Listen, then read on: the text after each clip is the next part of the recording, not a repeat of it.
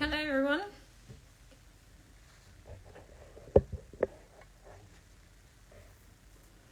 I'm just going to add our speaker.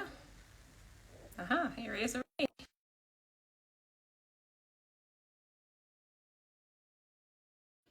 Thanks everyone for joining. Hopefully Dave will be with us just a second. Aha, oh my god. It worked first time. How fantastic. How are you? Good, how are you? Good. So it's 7 p.m. over there, is that right? Yep. Yeah, and it's fantastic. you'll be on our time zone soon enough. So and it's 11 a.m. for you, right? Yes, correct. And yeah, I'm excited. Excellent. I'm excited to cross the pond. I'm excited to come to the conference. It's going to be a blast. Well, we can't wait to have you. And these Instagram lives that we're doing are helping everyone else who's coming along or going to watch to get just as excited as we all are now, getting very much more excited by the day. So thank you for giving us a bit of your time, Dave, to tell us about how you're feeling about the conference, and we'll get into some of the detail of all of that. But yeah, thanks for joining us this evening. Yeah, thank you for having me. Excellent. So just to give everyone a bit of an introduction and some context. So we are the Public Health Collaboration. We are a charity based in the UK, and we exist entirely to help inspire and educate the public and healthcare practitioners about metabolic health and the power of their own metabolic health, and how they can ensure that they are able to live a chronic disease-free life by understanding how to work with nutrition in the right way. And so we're very passionate about that. We are an organisation that is a charity fully, and we don't take any funding from industry. So we are very reliant on our grassroots supporters to help us move this mission along. The kind of things that we do are to run projects here in the UK that are essentially helping change the system as we know it. So we work closely with our National Health Service, which is our public health service. We have a program which is helping patients from the NHS to reverse their type 2 diabetes, called the Lifestyle Club. We have another service we're piloting to help people reverse food addiction, and we are working on a pilot for educating kids in schools about ultra processed foods and how to avoid some of the dangers there. So we are not just an organisation that helps educate the public, although we do have lots of resources to do that as well, but we are actually trying to also change the system from the bottom up. And so we're all very passionate about that. And we also do want to make sure that the public are educated on health. And so our website has some great resources. Some of you may know Dr. David Unwin. His infamous and famous sugar infographics are all on our website. They help people really understand how much sugar content there is in different foods, and many people download those and use them. And they're totally free for everyone across the world who'd like to use them. We have a really great course on our YouTube channel to help people understand how to move towards eating a real food diet. That's also for free. So we do have a lot of educational content to help people take control of their metabolic health. And so that's essentially what we're all about, those projects and that education. And if you think that's a worthwhile cause, then please do support us as much as you can. We have an annual conference, which is the best way to do that. And that is coming up in just around 3 weeks' time now. Can't believe it's that close. It's kind of crept up on us. But that's going to be in London on the 18th, 19th and 20th of May. And it's going to have many fantastic speakers coming along. If you haven't looked at our lineup, please do have a look on our pages, and you'll see them pinned at the top. And it's exciting because we are focusing on mental health this year, which I'll talk a little bit more about. But also because we have the option for people to live stream in. So even if you can't make it to London, which if you can, please do, because it is still the best way to experience a conference. of that sort is to be there and to meet people and to meet the community and to have a fantastic time. And we always get fantastic feedback about how inspired people are. So if you can make it to London, and you'll get to meet people like Dave as well, obviously, then please do.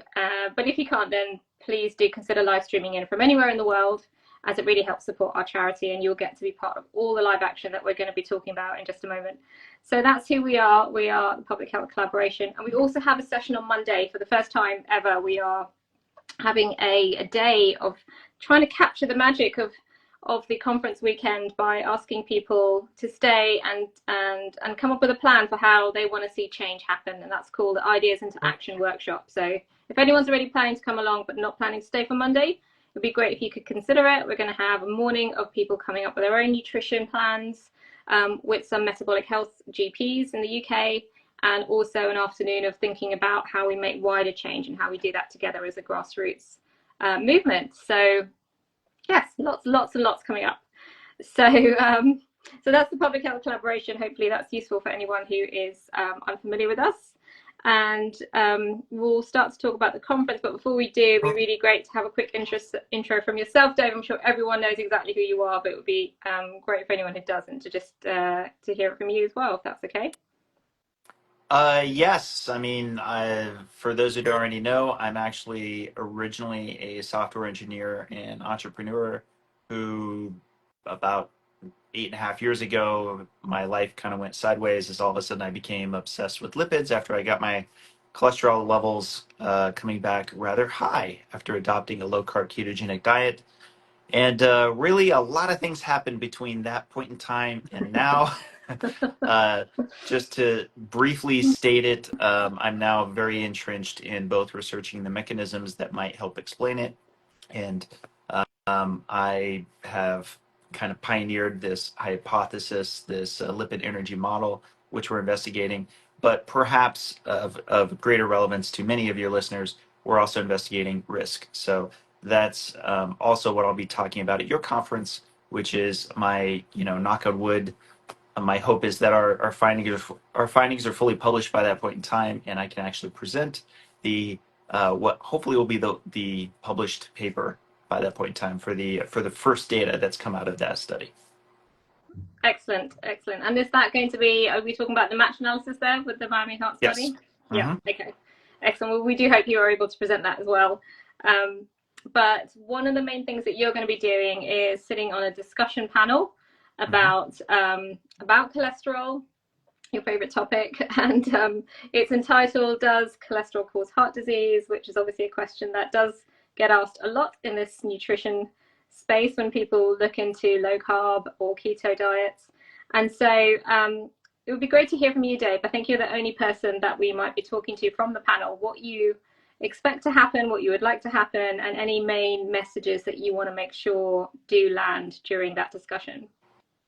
Yeah, obviously it can get quite lively. One of the things I probably underestimated coming into this space is just just how emotionally charged the topic of cholesterol is. And I think a lot of that is because by extension, it of course connects back to heart disease, and we all have family members or we ourselves are dealing with the problem of heart disease and concerns around it. So understandably, particularly when you involve clinicians, and we will have doctors. In fact, if I'm not mistaken, everybody on our panel is a doctor except for me. Um, I'm it's sure you're used to that, though. Yeah, I am honestly. I mean, I often am publishing with all doctors and PhDs, and I'm the one that doesn't have any formal training. Um, but yeah, being an engineer, we tend to like to get under the hood, as it were. I'm a big fan of, hard data, and that's why I wanted to do this study that we're doing out of Lundquist, UCLA, in that we're looking at the correspondence of LDL with the outcome of atherosclerosis. And I suspect that might be the area where we may find some interesting disagreement on the panel, is that I think a lot of clinicians, and especially the field of lipidology, feel quite strongly that, for example, lean mass hyperresponders, the phenotype that's central to our research, are better served by lowering their LDL cholesterol. And full disclosure, I don't know the answer to that. They could be right.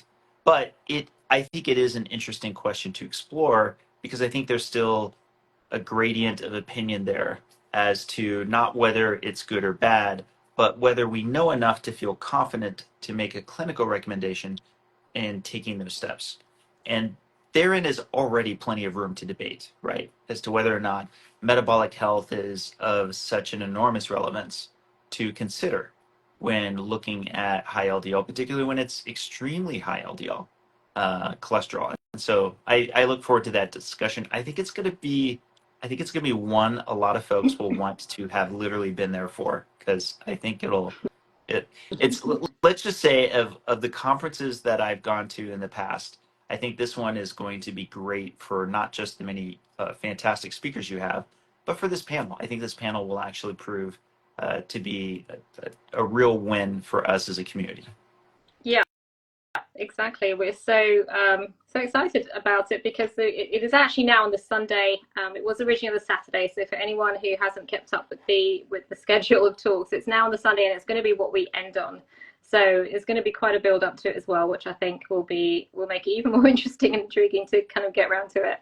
And I think what you said there, Dave, about it's going to be a lively discussion. Is there anything you can add in terms of the other panelists and what you think makes it particularly interesting that they're part of the panel, because they're not necessarily individuals you've debated before live? Is that true? Not exactly true in that I've sort of debated Peter Landsberg. He's a prominent lipidologist from over there across the pond. Yep. And is highly decorated. He's actually, and I kind of consider him. We're friends for sure, even if we have some key differences in our approach to this topic. But also, my good friend and colleague Adrian Sotomoda will also be on the panel. He's fantastic, super brilliant with the numbers and statistics. He lectures on it quite a bit. He's taught me quite a bit. So honestly, it will be a bit of an uphill climb for me, I think, on many of some of these topics, because I think that uh, there's a lot of background knowledge and a lot of experience that precedes, my 8.5 years in this space. But that said, I do think I have some new insights to bring, and certainly ones that I think could, use some additional exploring. And recently I've managed to talk on some podcasts about it, but very rarely do you manage to get together a number of people in one space with differences of opinion and for which there can be this kind of deeper discussion, which includes potentially, follow up and back and forths and so forth. Olivia, you and I both know that it takes a lot of work just to get it together. And so I appreciate your efforts, especially as one of the major organizers in making this happen, because I think we need more of this. So it's certainly something that I am more than happy to help you promote and let everyone know it's worth coming. Come and check it out. Thank you, Dave. Yeah, we're definitely in agreement on that if we want this conversation to be moved forward, we need to have the conversation openly and somewhere where people can access it easily and hear the back and forth, hear why it is that they hear such opposing views, but they can never reconcile them because people never get to talk about them as openly as they should. So we're totally in agreement on that.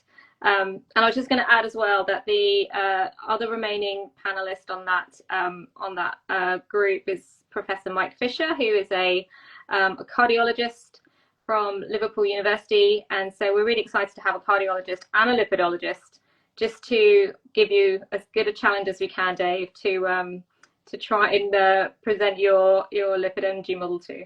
Yes. It's like I said, I think it's going to be a fantastic panel. As I understand, we still have Dr. Scott Murray, who's going to be moderating us, right? That's right. And yeah, like I said, it's fun to get to join all these titans and just enjoy the experience of being able to talk about, as you mentioned, one of my favorite topics, if not my favorite topic. Oh, okay. Well, gosh, we're so excited about it. I hope everyone else is too. And as Dave said, you really want to be there to watch it or live stream it. So So that's if I say the spoiler alert of our grand finale, but we do have 2 other days preceding it with some fantastic talks and different speakers coming in from all over the world, but also many from the UK as well. I don't know if you've looked down the schedule, Dave. Are there any that are particularly catching your eye and that you're excited to hear about or hear You from? know, Or I'm gonna give you such an unsatisfying answer, but honestly a true one, in that I kind of really want to see almost all of them. Like, it's going to be tough to sort of choose between them. There's so many of my favorite people on here. I love catch, of course, Dr. David Unwin and his wife are just bona fide saints. They're amazing and massive pioneers. I'm of course always interested in listening to Gary Taubes. He's such a fun speaker. I'm you know, Ben Bigman, another great example is, but there's some that are going to be new to me that I'd never actually gotten a chance to watch in person. Is it pronounced Gowers? Is that right? Yep, Helen Gowers. Helen Yep. Gowers. I had only ever seen clips of her speaking before. I hadn't actually got a chance to watch. I don't think that I've had a chance to listen to Dr. Anthony Chafee yet, although I've seen a few of his videos, or at least I've seen clips of his videos. And Dr. Aaron Bellamy, Yep. is that how I say it? Yep. Yeah, yeah. And again, that's just to name a few, but I really do believe that it's gonna just be a great experience. It's gonna be tough to like find good bathroom breaks, I think. I hope you have like good breaks to go off of, because this is a pretty decent lineup. Yeah. Oh, I, We need to make sure nobody's like sneaking off and going into London or anything. We've got to keep you there the whole time. That's what we plan to do. that's right. Um, but yeah, no, we're kicking off with type 2 diabetes on day 1, which is kind of the cornerstone of things that we talk about as public health collaboration, with David Unwin being our scientific chair. And yeah, that panel is going to include David and Ken Berry and Gary Taubes. And so that's a bit of a great lineup on type 2 diabetes, and Helen Gowers herself, as you mentioned, who's running our Lifestyle Club, which is our service with the NHS to help people reverse type 2 diabetes. That's already up and running and making some great strides forward. Just won an award, actually, for its partnership with the NHS. So we're really, really excited about where that's going. And then we've got a whole section on kids and what kids should be eating and how we can help them take control of that themselves, and what we're doing with the schools. So we've got a good section talking about our Real Food Rebellion program, as it's called. And Leah Keith is going to support that, explaining kind of her experiences with making nutritional choices at an early stage in her life and what that has meant. The red meat panel and whether or not it shortens lifespan is another classic question that is just out there. Yeah, And that's that what I'm someone, talking about. I want to see all of these. I want to see, but the red meat panel, gosh, if I had to prioritize, that's going to be up there near the top. yeah, we're not going to make you choose, so don't worry. And then we're really happy about mental health as well, which has got some really great doctors. You mentioned Dr. Erin Bellamy. She's Yes. a UK PhD student who has been investigating bipolar and ketogenic diet. And Dr. Rachel Brown, who's a psychiatrist, consultant psychiatrist here, and Dr. Ian Campbell, who's been doing a study as well into bipolar and the ketogenic diet. So we've got just some great UK doctors kind of leading the way there, which is really exciting for us. Ben Bickman on weight loss drugs, which is something that needs to be talked about a little bit more, we believe. And so we're really looking forward to getting his insights into what's going on over there, whether we should be concerned about them or not. And then our other panel is how we can help kids from avoiding the dangers of ultra-processed food, which is being led by Jane Buxton, who wrote The Great Plant-Based Con, and is going to feature Gary again, and also Eddie Abu. For anyone who hasn't heard of him, he's a fast-rising influencer in the UK who is really, from a fitness background, from a weightlifting background, and is really influencing a lot of the younger generation away from having UPFs as a main part of their diet. So, Nice. yeah, it'll be quite a mix of people. That's great. Yeah, this is, like I said, it's a mix of I mean, ones that I'm used to seeing, I would say, but in a good way. Ones that I love catching again. But on top of that, just a whole new swath of other speakers that I haven't had a chance to listen to yet. Yeah. So yeah, very exciting. Yeah. So anyone who's still considering it, just make the decision and come along. And so the other thing we're going to ask you, Dave, is just, I know that you've recently organized your own conference and you have been doing a lot over the years to try and get a movement going. And that's something that we really have in common, once again, with yourself. And I wondered what you could say about organizations like the Public Health Collaboration and others like it, and what role they play, and how important do you see them in the bigger picture of actually making change that we're all trying to make at the moment? Sure. Well, this is, of course, something I'm very passionate about because I know you'll likely agree with me on this. Um, research that doesn't have a business model attached to it is the hardest research to do. I mean, there's just no getting around it.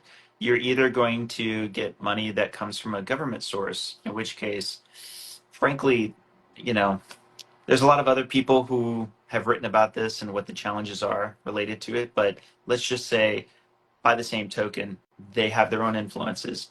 And so without business, without government, how do you make it happen? Well, you make it happen by supporting other public charities and other efforts to raise the money from individuals to then turn it around to either do research like we're doing with the Citizen Science Foundation, or of course, to literally take it directly to the people like the PHC does. And it's absolutely foundational that you get the support from the people to bring it back to the people. So if you believe in the cause of whatever organization is doing it, trust me, we all have our doors open saying, bring it. There's, and you've got to remember, I think a lot of people forget this. They think, oh, well, I can't contribute money or I can't afford to go or something like that. First of all, a lot of times we're, as all charities, we tend to have a spectrum of options. So like in the case with your conference, there's a virtual option. Maybe you can just contribute a small amount. It is a charity, and in many cases, it may be tax deductible, depending on, your country of origin and so forth. But importantly, that's not all you can do. A lot of how we manage to make these missions happen is just by raising awareness. You're doing it right now. You're on social media. So you can just share, you can retweet, you can talk. Even better is when you can talk about it in your own videos and tag us, things like that. That's how you make it happen. And listen, I don't care what anyone says. I've heard the term grassroots, like grassroots movement, my whole life. And I've made this statement many times before. I'll say it again. In the case of low carb, it is about as bona fide a grassroots movement as you can imagine. Because believe me, there's never been a point in time that I'm aware of where doctors were like, we saw this one study where people were putting their patients on a meat-centric, high saturated fat diet, and they seem to have some good outcomes. I'm going to now put my patients on this diet, and then all of a sudden the movement expanded. No, it actually, the first place that I read about going low carb to manage diabetes was diabetes.co.uk. The the forum, Really? yeah, Wow. it was. Oh, I and the was looking around. discussion forum. Yeah, it's a discussion forum that, sure enough, it was across the pond, but they were saying a lot of things that made sense to me. And this is in 2015 when I knew nothing of biochemistry or anything else. And they were saying these things that were running counter to these institutions I was reading at the time, the American Diabetes Association, the Mayo Clinic. Um, we won't touch on how much they have or have not changed their opinion since, but I will say that I'm so glad I saw their advice in a forum, and that further illustrates why sometimes you're hearing something from outside of the typical channels. Yes, you do need to be mindful of things like your safety, of course, but that said, this is why you do things like gather the research and do things like what the PHC is doing as far as coming together with their own uniform guidelines, right? That are evidence based. It takes work, it takes effort, but it takes you.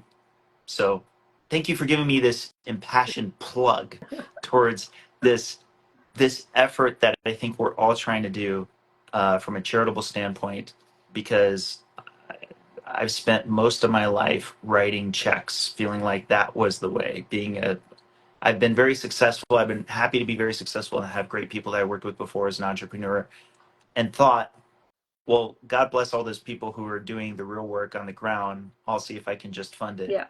I couldn't imagine ever doing it. I was wrong. I can. And it's the most fulfilling thing there is, in my opinion. And you can be a part of it to whatever degree you want to. You can be a part of making this happen.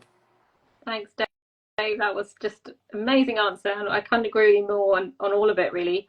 And it is very true that that finding out peer-to-peer is a very powerful mechanism for bringing people along here. If anyone knows how David Unwin, as a GP for many decades, first heard about low carb, it was from his patient that had read about it on a public forum and who essentially complained to him that he hadn't told her about low carb, which made him sit up and pay attention. So that's quite a famous story, and thank goodness she did that, because otherwise he would probably have retired and never taken the path he has.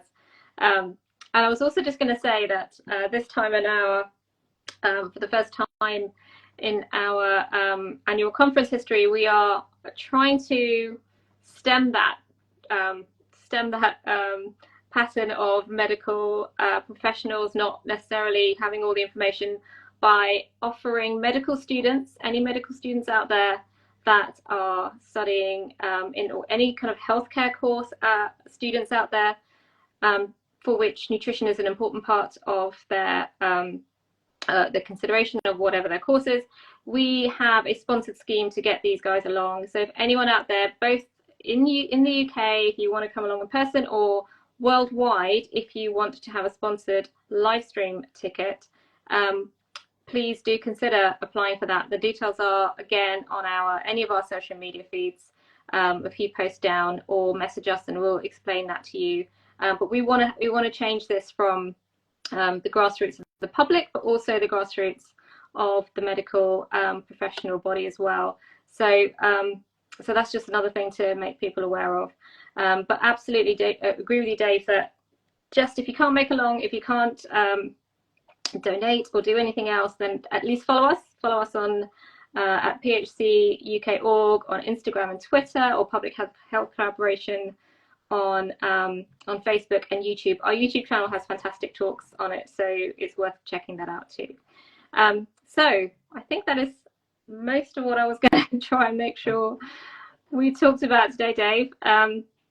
But yeah, I can't emphasize how excited we are to have you for your particular debate and for the whole conference. So it's not going to be long, and I just need to make sure we sort the weather out before you come, because it has been literally the coldest. It's like November here at the moment, and I'm really hoping today's been a bit better, but I'm hoping that we are able to supply you with some more spring-like weather, especially coming from Vegas, and you have a very different standard to us anyway. Yeah. But yeah, we will try our best. But if we can't do that, then it won't matter too much, because we'll be inside with some of the best people, most interesting people that you could be spending 2 days with, 3 days with. So so please still try and come along. No, I'm very excited. I think it's going to be a lot of fun, and I too can't believe it's just 3 weeks from now. I know, it's really scary, but it's going to come around really quickly, and so we'll be seeing you there in just over 3 weeks, and looking forward to meeting Sharon as well, who has been so instrumental in getting us all organized, and you guys coming over. So it'll be great to meet her as well. Absolutely. Cool. Okay, well, thanks, Dave, and thank you everyone online for watching, and we'll be hopefully seeing you in London in May. All right, we'll see you then. Thanks, guys. Bye.